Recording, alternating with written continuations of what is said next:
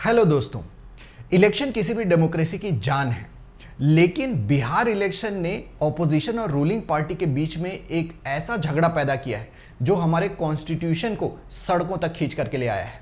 Election commission of India एक constitutional body है जिसके ऊपर ये सवाल उठ रहे हैं। अब छत्तीसगढ़ पीएससी में इससे किस तरह के क्वेश्चन आ सकते हैं, आइए जानते हैं। तो इलेक्शन कमीशन ऑफ इंडिया जो है ये कॉन्स्टिट्यूशनल बॉडी है। एक चीफ इलेक्शन कमिश्नर और 2 इलेक्शन कमिश्नर के साथ ये एक इंडिपेंडेंट कॉन्स्टिट्यूशनल बॉडी बनती है। हमारे कॉन्स्टिट्यूशन के पार्ट 15 आर्टिकल 324 टू 329 में इसके लिए पूरी तरह से जिक्र है। 324 में इलेक्शन कमीशन के एस्टैब्लिशमेंट को दिखाया है और इसके एडमिनिस्ट्रेटिव प्रोसेसेस और इसमें इलेक्शन कमिश्नर के रिमूवल की बात है। 326 ये एस्टैब्लिश करता है कि इंडिया में एडल्ट सफरेज होगा। तो इस तरह से ये इलेक्शंस वाला जो पार्ट है इसमें फ्री एंड फेयर इलेक्शन कराने की जिम्मेदारी इलेक्शन कमीशन ऑफ इंडिया को दी गई है। अब इलेक्शन कमीशन की बात हो तो उनके फंक्शन से जरूर क्वेश्चन आते हैं।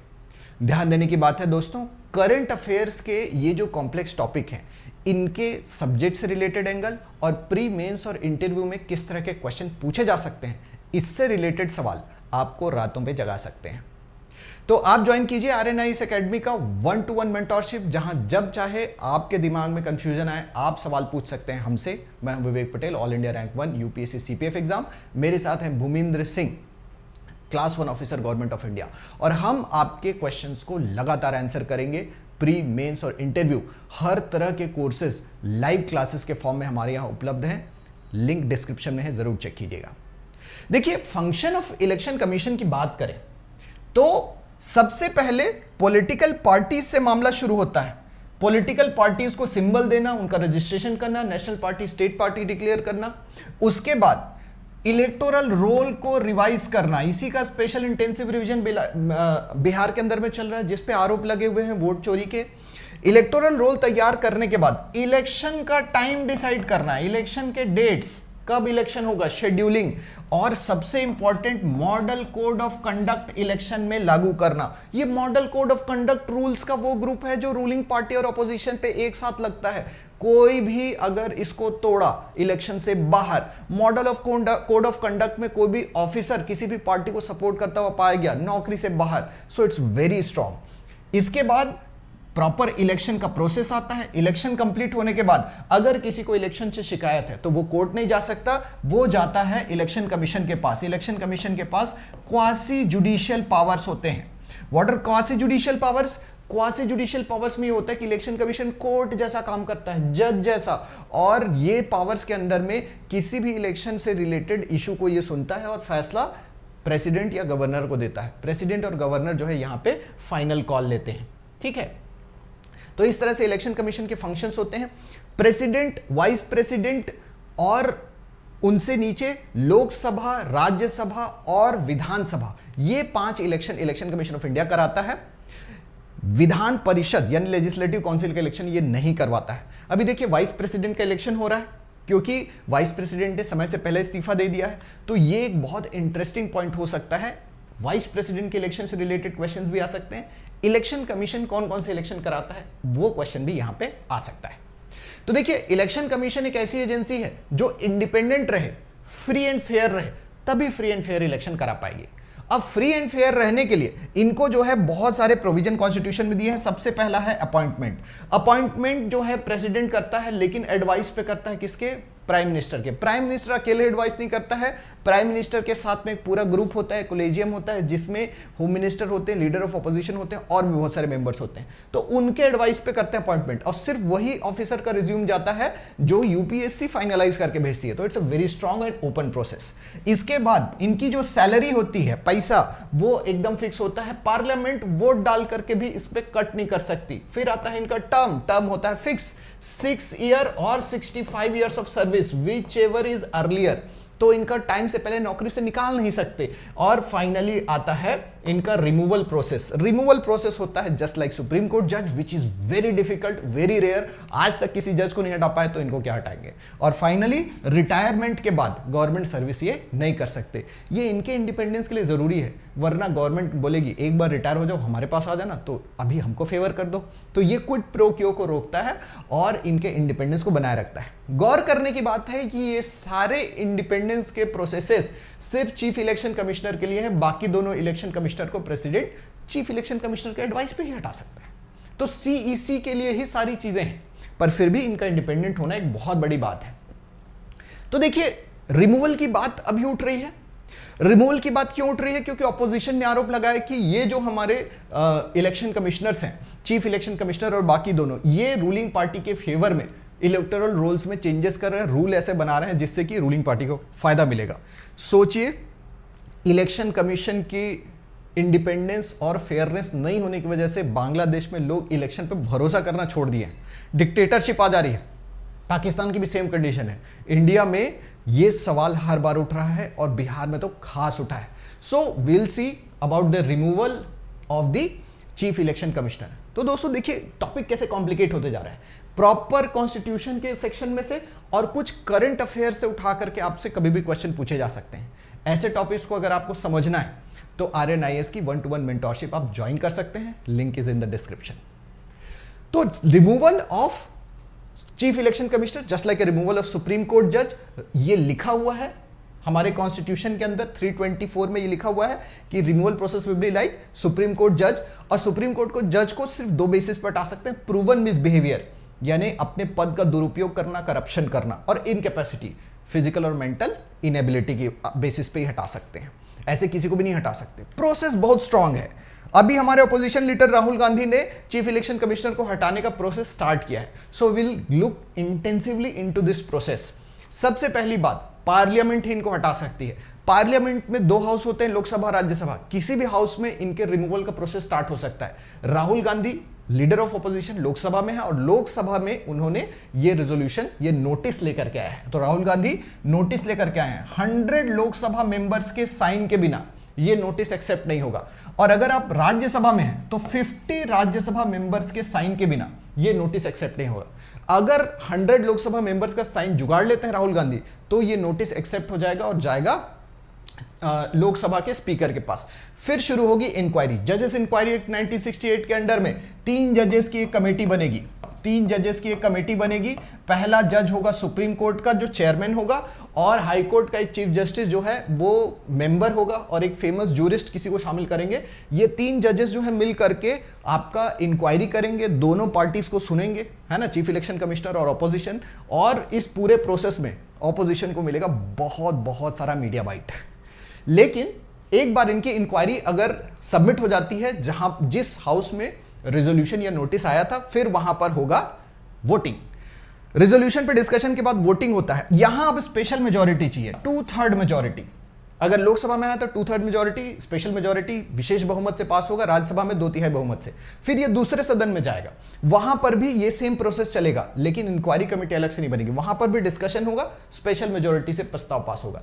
विशेष बहुमत, 2/3 बहुमत, 2/3 मेजॉरिटी से दोनों हाउसेस में अलग अलग अगर ये पास हो जाता है, फिर जाएगा प्रेसिडेंट के पास। देन प्रेसिडेंट अपने सील और साइन से ऑर्डर जारी करेगा कि on the resolution of parliament with special majority I hear by terminate the employment of chief election commissioner फलाना फलाना फलाना। सो देखिए कितना इंटेंसिव प्रोसेस है, और इसीलिए आज तक किसी भी जज के लिए नहीं हो पाया। संयोग से अभी हमारे यहां एक हाईकोर्ट जज हैं जस्टिस वर्मा, उनके अगेंस्ट भी रिमूवल का प्रोसेस स्टार्ट हुआ है, और उनके मामले में आपका ये जो है साइन होकर के एक्सेप्ट हो चुका है, और रेजोल्यूशन पे डिस्कशन जजेस इंक्वायरी एक्ट के तहत आपकी कमेटी ऑलरेडी बन चुकी है। सो देखिए किस तरह से सेक्शन 324 में आपका चीफ इलेक्शन कमिश्नर को हटाने का बहुत ही एलैबोरेट प्रोसेस है, जो कि जजेस जैसा है, सुप्रीम कोर्ट जज जैसा है। देखिए इस तरह से हटा सकते हैं। एक्चुअल में यहां पर आप नंबर्स देखें तो रूलिंग पार्टी और उनका जो कोएलिशन है वो बिल्कुल नहीं चाहते हैं कि चीफ इलेक्शन कमिश्नर को टच किया जाए। उन लोग इसको सुप्रीम कोर्ट में भी फाइट कर रहे हैं, और इसके साथ में उनके पास 2/3 में उनके पास काफी बड़ी मेजॉरिटी है। तो अपोजिशन के पास 2/3 मेजॉरिटी, 2/3 बहुमत होना बहुत ही मुश्किल काम है। रियलिस्टिकली ये पॉसिबल नहीं है, लेकिन फिर भी वो लोग लेकर के आए हैं। क्यों? क्योंकि उन लोग ये साबित करना चाहते हैं कि इस इंक्वायरी के प्रोसेस में, इस बहस में हम जो है रूलिंग पार्टी और चीफ इलेक्शन कमिश्नर के रोल को जो है कोल्यूडेड दिखा करके अपने फेवर में पॉलिटिकल गेन हासिल करेंगे। तो देखिए ये काफी चेंजेस यहां पे इलेक्टोरल रोल रिवीजन की वजह से हैं। सेक्शन 324(1) में इलेक्टोरल रोल रिवीजन, जिसका स्पेशल इंटेंसिव प्रोसेस जो है ये हमारा बिहार के अंदर में चल रहा है। बिहार के अंदर में इसका विशेष जो है रिवीजन चल रहा है, स्पेशल इंटेंसिव रिवीजन। ये प्रोसेस की वजह से आपका सारा विवाद शुरू हुआ था। तो SIR means special intensive revision. Article 324(1) के तहत हमारा इलेक्शन कमीशन जो है बिहार का इलेक्टोरल रोल रिवाइज करा रहा है। मुद्दा ये उठा था कि उन्होंने बहुत सारे ID कार्ड्स को आपका आइडेंटिटी और रेजिडेंट प्रूफ मानने के लिए मना कर दिया। अब देखिए सेक्शन 325 में ये एस्टेब्लिश किया गया है कि इलेक्टोरल रोल्स के प्रिपरेशन में किसी भी पर्सन को तब तक बाहर नहीं किया जा सकता जब तक कि रेजिडेंस प्रूफ और ID प्रूफ से रिलेटेड इशू ना हो। यानी रिलीजन, कास्ट, जेंडर, कम्युनिटी, इन सब के बेसिस पे किसी भी पर्सन को इलेक्टोरल रोल से बाहर नहीं कर सकते। बस इस बेसिस पे कर सकते हैं कि वो भारत का नागरिक नहीं है, या फिर वो उस जगह पे नहीं रहता जहां पे वो रजिस्टर कराना चाहता है, या फिर अंडर एज है। ठीक है, तो सेक्शन 325 किसी भी तरह का डिस्क्रिमिनेशन होने नहीं देता है। लेकिन यहां पर क्या हुआ है, स्पेशल इंटेंसिव रिवीजन करते समय बहुत सारे डॉक्यूमेंट्स को क्वालिफाइड मानने से चीफ इलेक्शन कमिश्नर के ऑफिस ने, इलेक्शन कमीशन ने इनकार कर दिया, जिसकी वजह से 65 लाख लोग जो हैं, बहुत सिग्निफिकेंट अमाउंट है, ये लोग बिहार के इलेक्टोरल रोल से बाहर हो गए। उनको अपील करने का मौका मिला है, पर इस पूरे मामले में बहुत ज्यादा पॉलिटिकल माइलेज जो है पॉलिटिकल पार्टीज को दिख रहा है। रिजल्ट क्या है इसके बाद, मतलब आफ्टर द फैक्ट क्या डिस्कशंस होंगे? तो ध्यान देने की बात यह है कि प्लेस ऑफ ओरिजिन क्लियर ना होने की वजह से, सिटीजनशिप क्लियर ना होने की वजह से, निवास प्रमाण पत्र में आधार कार्ड और राशन कार्ड को ना मानने की वजह से लोकेशन प्रूव करना मुश्किल हुआ है, जिसकी वजह से 64 लाख लोग इलेक्टोरल रोल से बाहर हुए हैं, which is around two 65 lakh. उसके बाद फिर आपका दूसरे तरफ लोगों को बहुत सारे कॉम्प्लिकेटेड प्रोसेस में फंसाना, आधार कार्ड और राशन कार्ड जैसे जेन्युइन डॉक्यूमेंट्स को लोगों के रेजिडेंस प्रूफ के रूप में एक्सेप्ट ना करना, सिटीजनशिप का इशू उठा करके और एक तरह से रूलिंग पार्टी को गेन देने वाले बहुत सारे इश्यूज को आगे लाना, ये सब इलेक्शन कमीशन के तरफ से भी बहुत ज़्यादा वेलकम स्टेप्स नहीं रहे हैं, है ना। इससे अननेसेसरली एक पार्टी को फायदा मिल रहा है। ऑपोजिशन का कहना है कि नहीं, इससे तो उनको फायदा मिल रहा है, तो हम लोग को नुकसान हो रहा है। अब अपोजिशन ये बोल रहा है कि हम कॉन्स्टिट्यूशन बचा रहे हैं क्योंकि कॉन्स्टिट्यूशनल एजेंसीज रूलिंग पार्टी की तरफ से खेल खेल रहे हैं। दूसरी तरफ हमारी रूलिंग पार्टी का कहना है कि हमारा जो अपोजिशन है वो कॉन्स्टिट्यूशनल बॉडीज को मलाइन कर रहा है, उनकी इज्जत उछाल रहा है, और ये हमारे कॉन्स्टिट्यूशन और डेमोक्रेसी का अपमान है। तो देखिए इन दोनों झगड़ों में कौन सही कौन गलत, ये जब आप ऐसे लिखेंगे छत्तीसगढ़ PSC का ऐसे, तो ये टॉपिक्स जो हैं बहुत उभर के सामने आते हैं। इन पॉइंट्स को आप जिक्र कर सकते हैं। इसके अलावा आप इंटरव्यू में भी इन इश्यूज को पॉइंट टू पॉइंट रख सकते हैं, और जितने प्रिसाइजली आप बोलेंगे उतने ज़्यादा मार्क्स आपको मिलेंगे and you will be favoured. RNIS academy की 1-to-1 मेंटरशिप में बहुत आसानी से आप इस तरह के कॉम्प्लेक्स टॉपिक को समझ सकते हैं, करंट अफेयर्स अपडेट भी कर सकते हैं और अपने परफॉर्मेंस को नया एज दे सकते हैं। लिंक डिस्क्रिप्शन में है, चेक ज़रूर कीजिएगा। तो देखिए ये पूरा प्रोसेस समझने से हमें ये समझ में आया कि एक बहुत ही कॉम्प्लेक्स एनवायरनमेंट में हम लोग रहते हैं, है ना। इलेक्शन कमीशन से रिलेटेड कॉन्स्टिट्यूशनल आर्टिकल प्री के क्वेश्चन के फॉर्म में आ सकते हैं। इलेक्शन कमीशन का फॉर्मेशन, उसका फंक्शन, उसके इलेक्शन कमिश्नर के इंडिपेंडेंस और उनको हटाने का, रिमूवल का प्रोसेस, ये सब इंडिपेंडेंट क्वेश्चन में आ सकता है। बिहार इलेक्शन के क्या इश्यूज हैं और उसकी वजह से इलेक्शन कमीशन पे जो सवाल उठ रहे हैं क्या ये जस्टिफाइड हैं, ठीक है, ये एक क्वेश्चन के फॉर्म में आ सकता है, जिसमें आपको ऑपोजिशन और आपका जो रूलिंग पार्टी है दोनों के आइडियोलॉजीज को कंपेयर करना पड़ेगा। और फाइनली ऐसे में आप पूरा का पूरा ऐसे लिख सकते हैं कि इलेक्शन कमीशन का रोल विवादों में क्यों है, संकट में चुनाव आयोग या संवैधानिक संस्थानों की निष्पक्षता, the fairness of constitutional bodies, the crisis of confidence in the constitutional bodies, इस तरह का पूरा ऐसे आ सकता है। तो देखिए इस तरह के क्वेश्चंस जो हैं प्री से लेकर के इंटरव्यू तक आपके सामने हमेशा आते रहेंगे। आर्यन आईएएस के लाइव क्लासेस के थ्रू हम इंटेंसिवली इस पर स्टडी कर सकते हैं और हमारे 1-to-1 मेंटोरशिप में हम इस तरह के चैलेंजेस को क्रैक करने का आपको आइडिया दे सकते हैं। लिंक डिस्क्रिप्शन में है, ज़रूर ज्वाइन कीजिए और आप जो है कमेंट कीजिए कि आपको इलेक्शन कमीशन का रोल इस बहस में कैसा लगता है। क्या ये सिर्फ राजनीतिक बहस है या फिर यहाँ पर सही में हमको संवैधानिक संकट की आहट सुनाई देती है? ज़रूर लिखिए। Thank you.